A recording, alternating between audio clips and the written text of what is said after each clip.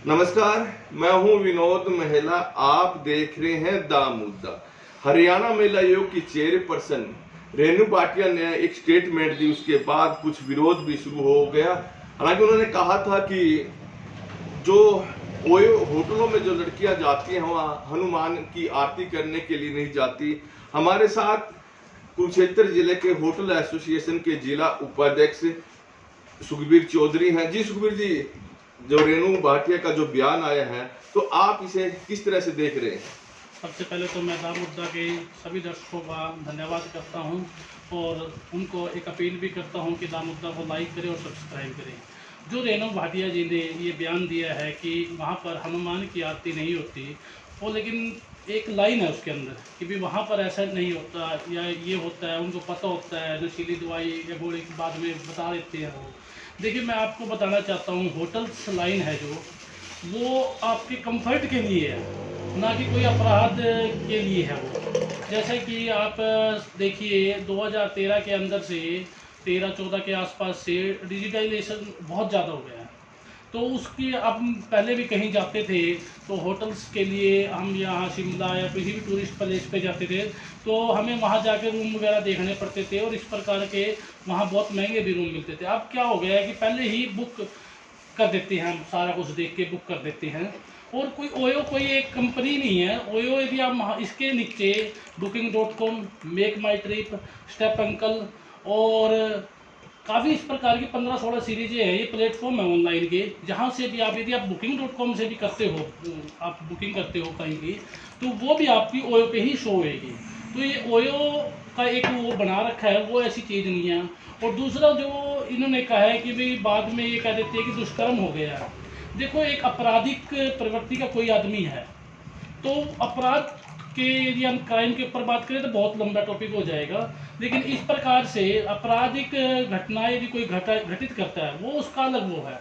लेकिन यदि ओयो के इसके ऊपर आप बात करें कि ओयो के अंदर आप ऐसी कोई बात होती है, भाई होटल्स रूम में ऐसी कोई होता है कि दुष्कर्म होते हैं, ऐसा कुछ नहीं है। फैमिलीज भी आती है जी, सारे मान लिया हम भी कहीं जाते हैं तब भी वहाँ होता है। लेकिन कई बार क्या होता है कि जैसे कुछ हमारे प्रॉमिस हो जाते हैं कि भी मैं आपसे शादी कर लूँगा या कोई लव एंगल है उसका, और बाद में वो चीज़ वो हो जाती है कि वो बात पैचअप नहीं हो पाता, तो लड़की अब पकड़ी जाती है, कुछ भी होता है तो वो बाद में ये कह देती है कि भाई हमें तो नशीला पदार्थ खिलाया है और इस वजह से हमारे साथ तो दुष्कर्म किया है।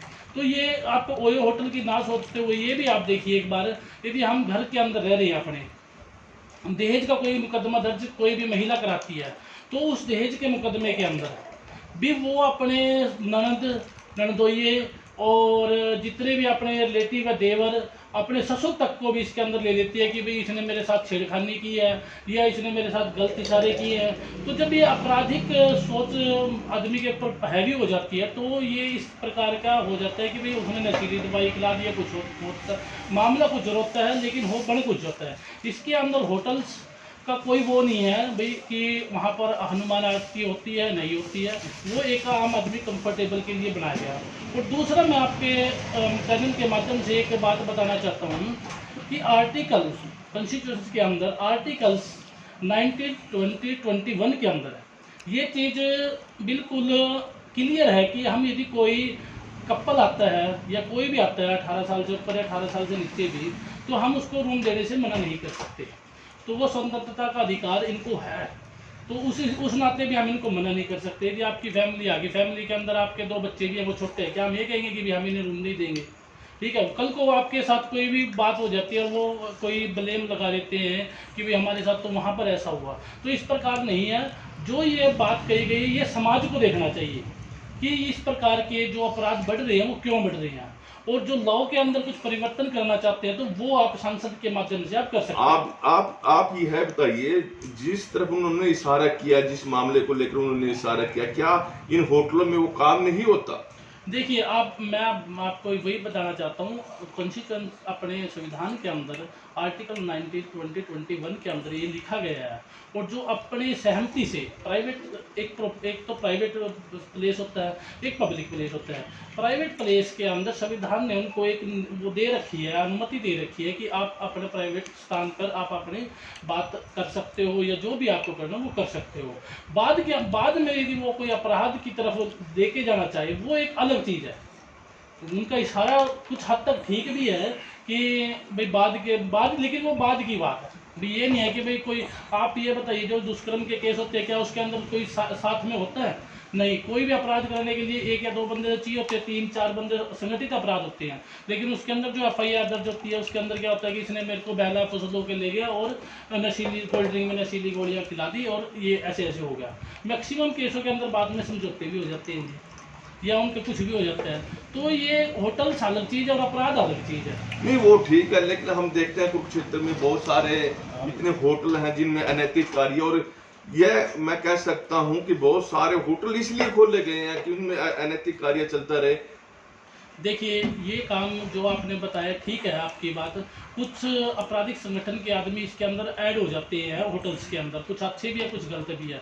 वो क्या करते हैं कि वो इस प्रकार का कार्य करते हैं। लेकिन मैं आपके चैनल के माध्यम से भी कहना चाहूँगा कि इसका काम पुलिस का है। ये काम भाई वो इन चीज़ को छटनी करे कि कौन अनैतिक कर रहा है कौन नैतिक कर रहा है। तो इसके अंदर होटल्स मेरे हिसाब से होटल्स का कोई इसके अंदर अपराध से कोई लेना देना नहीं है। जो रेनू भाटिया ने कहा है, जो स्टेटमेंट दी, कहीं ना कहीं वो भी एक जागरूकता लाने का प्रयास कर रही है, बच्चियों को जागरूक कर रही है। बिल्कुल ये बात आपकी ठीक है, और यही एक माध्यम है जो समाज के अंदर, यदि हम इस चीज़ को कुछ तो कंस्टिट्यूएंसी के अंदर हम इसको ठीक कर सकते हैं, उसके अंदर कुछ फेरबदल करके कुछ ठीक कर सकते हैं, कुछ समाज में जागरूकता की वजह से हम इसको ठीक कर सकते हैं। लेकिन यदि हम ये सोचते हैं कि भाई यदि इनके ऊपर कोई प्रेशर डाल के इसको कम किया जाता है, ये बहुत मुश्किल हो जाएगा। धन्यवाद।